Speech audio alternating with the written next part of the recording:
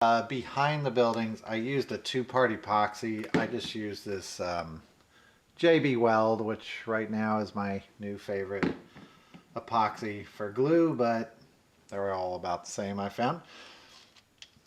And I put a layer of epoxy along the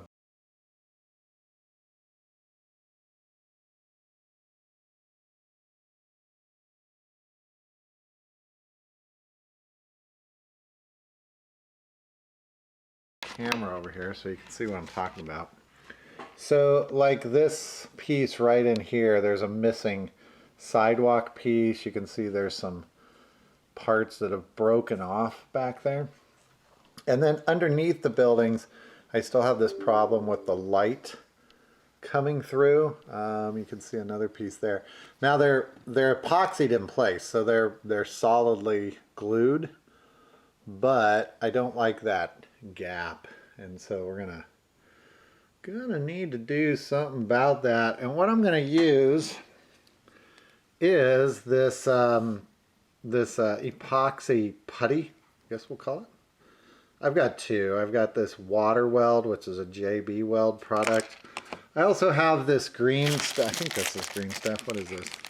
Oh, this is the Alteco, and this one's kind of a bright green color, so you'll be able to tell which one I use. This one's a two-part.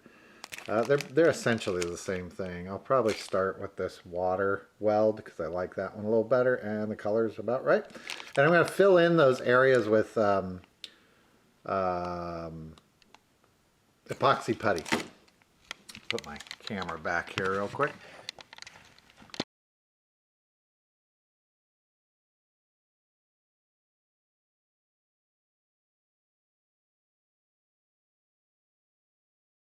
Show them on camera here. I'm using these little dental tools.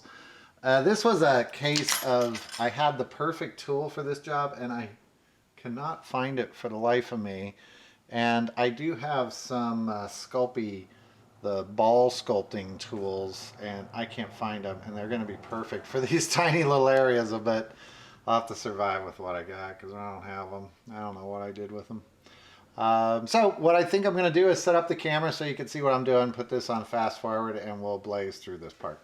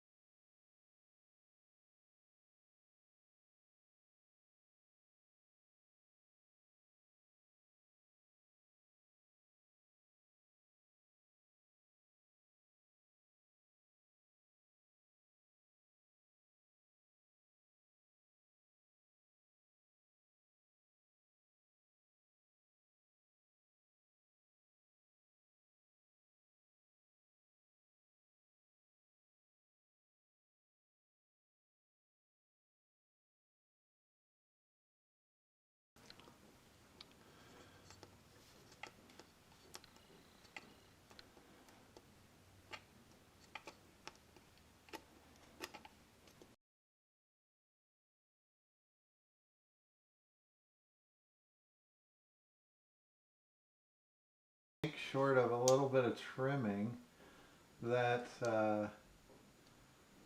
it should look really good.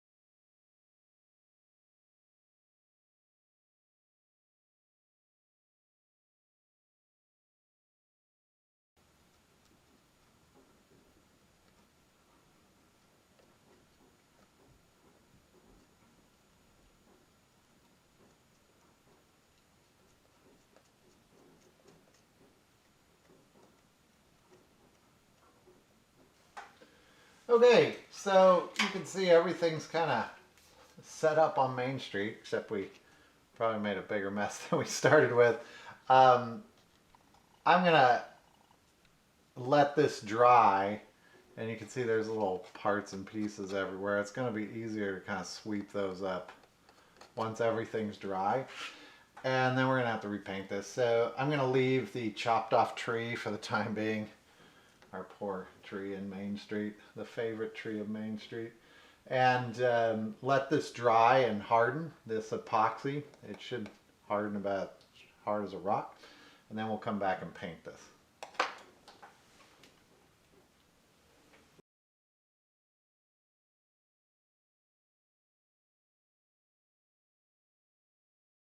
Epoxy's now dry.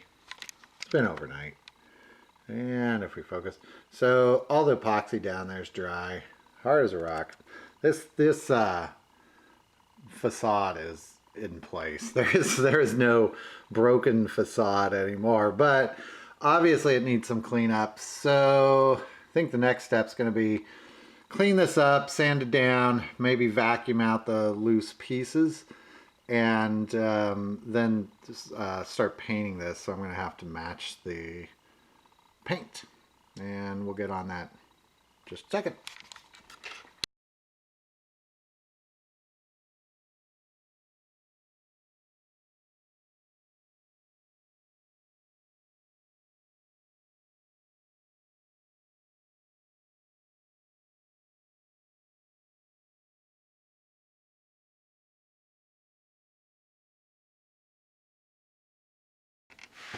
Down at the end of the street here, back in here, some pieces lifted up, so I'll glue that back in place.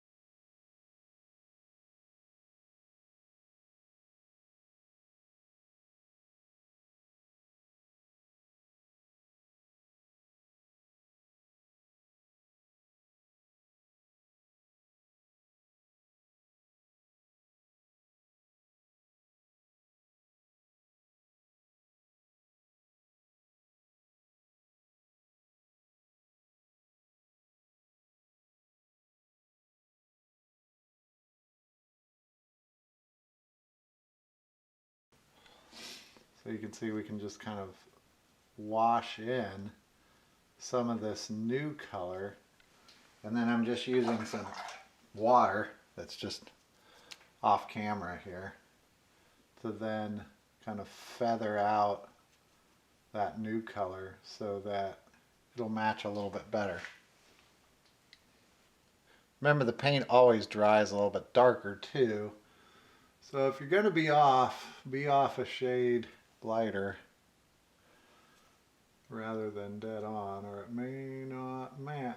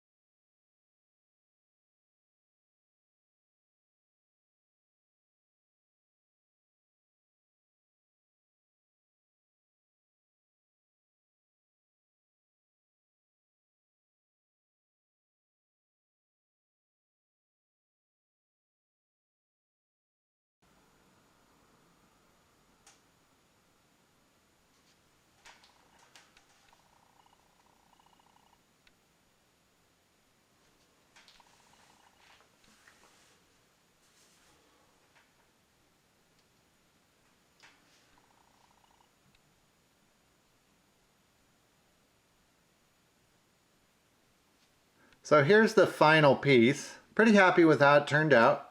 You can see, you can't really see underneath those buildings anymore. There's no gaps. The buildings are firmly in place, and all our little details are looking pretty good. We'll take a close-up here of the damaged areas.